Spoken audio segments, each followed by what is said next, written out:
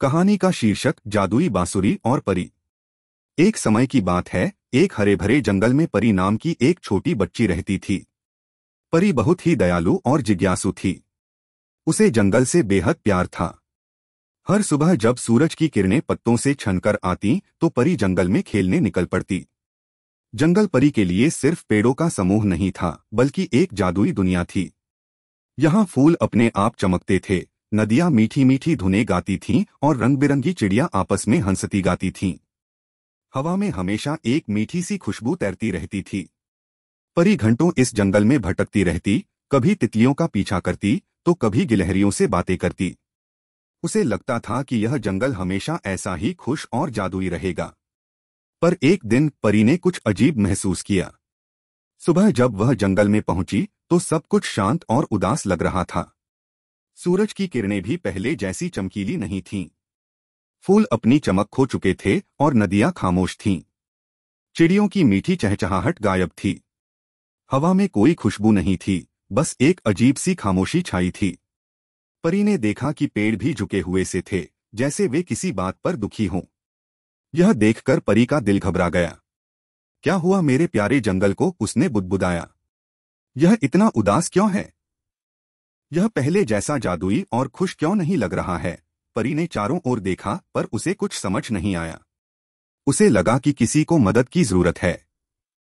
परी ने सोचा कि जंगल में सबसे समझदार कौन है जो उसे इस रहस्य के बारे में बता सके। उसे तुरंत बूढ़े कछुए की याद आई, जो जंगल के सबसे पुराने और गहरे तालाब के पास रहता था। बूढ़ा कछुआ बहुत बुद्धिमान था और उसे जंगल के हर राज का पता था। परी भागती हुई तालाब के पास पहुंची। तालाब का पानी भी पहले जैसा साफ और चमकीला नहीं था, बल्कि थोड़ा मैला और उदास लग रहा था। बूढ़े कछुए अंकल, परी ने आवाज लगाई। धीरे धीरे पानी से बूढ़े कछुए का बड़ा सा सिर बाहर आया। उसकी आंखें भी पहले जैसी चमक नहीं रही थीं। क्या हुआ परी, तुम इतनी परेशान क्यों लग रही हो? कछुए ने धीरे से पूछा। परी ने अपनी चिंता बताई। परी ने बूढ़े कछुए को बताया, बूढ़े कछुए अंकल, जंगल इतना उदास क्यों है? सब कुछ इतना खामोश क्यों है? बूढ़े कछुए ने गहरी सांस ली और धीरे से कहा, परी बेटी, हमारे जंगल की जान, हमारी सुरीली बांसुरी खो गई है। परी ने हैरानी से पूछा, सुरीली बांसुरी? वह क्या है? कछुए ने समझाया, वह एक जादुई बांसुरी है जो जंगल के दिल में छिपी थी। उसकी मधुर धुन से ही हमारे जंगल में रंग, खुशबू और संगीत आता था। उसी से फूल चमकते थे, नदियां गीत गाती थीं और चिड़ियां चहचहाती थीं। जब से वह बांसुरी गायब हुई है, जंगल अपनी सारी रौनक खो चुका है। परी का चेहरा दुख से भर गया। तो हमें उसे ढूंढना होगा, परी ने कहा। बूढ़े कछुए ने परी की आंखों में चमक देखी और मुस्कुराया। उसने कहा, मैं जानता हूं तुम बहादुर हो परी। मेरे पास एक छोटा सा सुराग है। बांसुरी के गायब होने से पहले मैंने कुछ चमकती हुई चीजों को जंगल के सबसे ऊंचे पेड़ की ओर जाते देखा था। उसने अपनी गर्दन थोड़ी ऊपर उठाई और अपनी पुरानी आंखों से दूर जंगल की ओर इशारा किया। सबसे ऊंचा पेड़ और चमकती हुई चीजें, परी ने दोहराया। हाँ, कछुए ने कहा, जहां सबसे ऊंचा पेड़ है वहीं तुम्हें एक चमकती गेंद मिलेगी।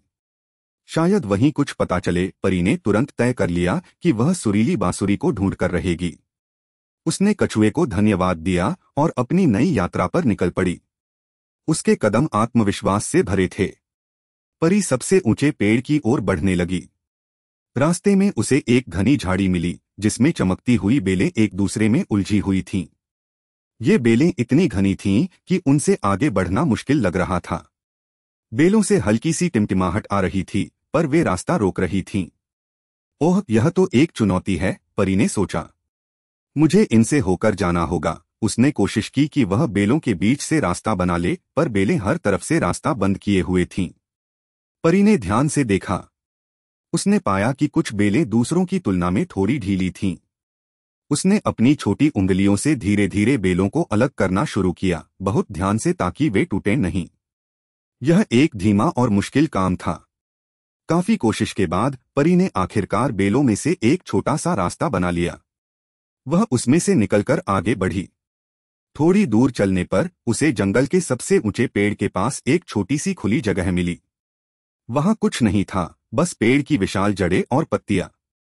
पर तभी परी ने कुछ चमकता हुआ देखा।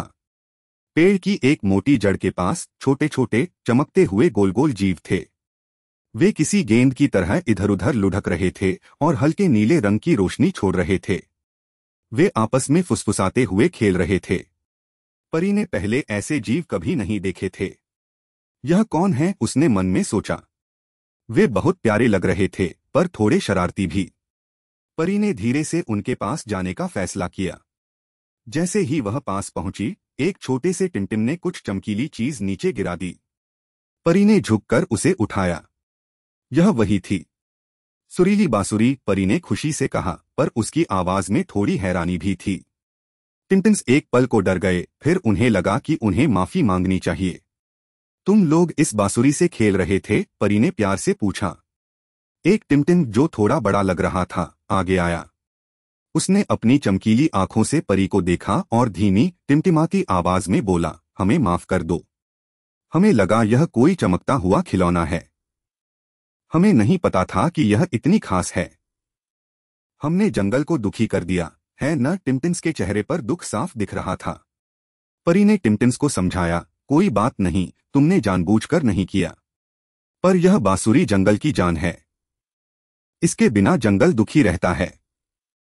हमें इसे वापस बूढ़े कछुए के पास ले जाना होगा। टिमटिम्स ने तुरंत कहा, हम तुम्हारी मदद करेंगे। हम तुम्हें रास्ता दिखाएंगे। हमें बहुत अफसोस है। वे सब एक साथ चमकने लगे, अपनी छोटी छोटी रोशनी से रास्ता रोशन करने लगे। अब परी अकेली नहीं थी। टिमटिम्स उसके आगे आगे उड़ रहे थे, उसे सबसे छोटे और सुरक्षित रास्ते से ले जा रहे थे। उनकी चमकती रोशनी से जंगल का रास्ता थोड़ा कम डरावना और अधिक जादुई लगने लगा।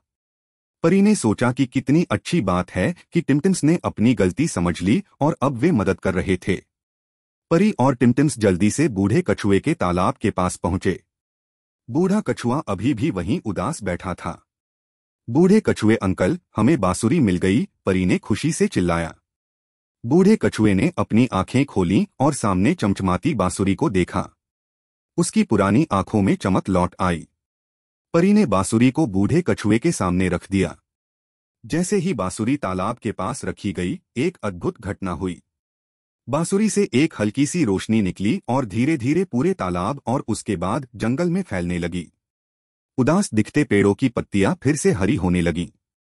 फूल फिर से चमकने लगे। हवा में फिर से मीठी खुशबू घुलने लगी। और तभी बांसुरी से अपने आप एक बहुत ही मधुर धुन बजने लगी। यह इतनी मीठी धुन थी कि हर पत्ता और हर फूल खुशी से झूम उठा। चिड़िया वापस आ गईं और उन्होंने सबसे प्यारे गीत गाना शुरू कर दिया। नदियां फिर से खुशी से कलकल करती हुई बहने लगीं। पूरा जंगल खुशी से खिल उठा। रंग बिरंगी तितलियां हवा में नाचने लगीं और गिलहरियां पेड़ों पर उछल-कूद करने लगीं। जंगल पहले से भी ज्यादा खूबसूरत और जादुई लग रहा था। बूढ़े कछुए ने खुशी से अपनी गर्दन हिलाई और परी की ओर देखा। तुमने कमाल कर दिया परी, उसने कहा। तुमने हमारे जंगल की जान वापस ला दी। टिमटिम्स भी खुशी से नाच रहे थे। उन्होंने परी को अपनी छोटी छोटी रोशनियों से घेर लिया। बूढ़े कछुए ने परी और टिमटिम्स की ओर देखा और कहा। परी ने अपनी बहादुरी और समझदारी से बांसुरी ढूंढी और टिमटिम्स ने अपनी गलती मानी और मदद की। देखा, जब हम सब मिलकर काम करते हैं और एक दूसरे को समझते हैं, तो कितनी भी बड़ी मुश्किल क्यों न हो, उसे हल किया जा सकता है। हर छोटी से छोटी चीज और हर प्राणी की अपनी एक खास अहमियत होती है। टिमटिम्स ने वादा किया कि वे अब से और अधिक सावधान रहेंगे और कभी भी किसी चीज को बिना समझे नहीं छुएंगे। परी ने भी बहुत कुछ सीखा। वह अब और भी खुश थी कि उसने अपने प्यारे जंगल की मदद की। जंगल एक बार फिर खुशियों और जादू से भर गया था और परी जानती थी कि यह हमेशा के लिए उसका घर रहेगा, जहां हर दिन एक नई कहानी छिपी होगी। नैतिक शिक्षा, मिलकर काम करने से, समझदारी से और दूसरों को समझने से हर मुश्किल हल हो जाती है। हमें हमेशा छोटी से छोटी चीज और प्राणी का भी सम्मान करना चाहिए, क्योंकि हर किसी की अपनी एक खास अहमियत होती है। अगर आपको यह कहानी अच्छी लगी हो तो इसे लाइक करें, अपने दोस्तों के साथ शेयर करें और हमारे चैनल को सब्सक्राइब करना न भूलें। मिलते हैं अगली जादुई कहानी में।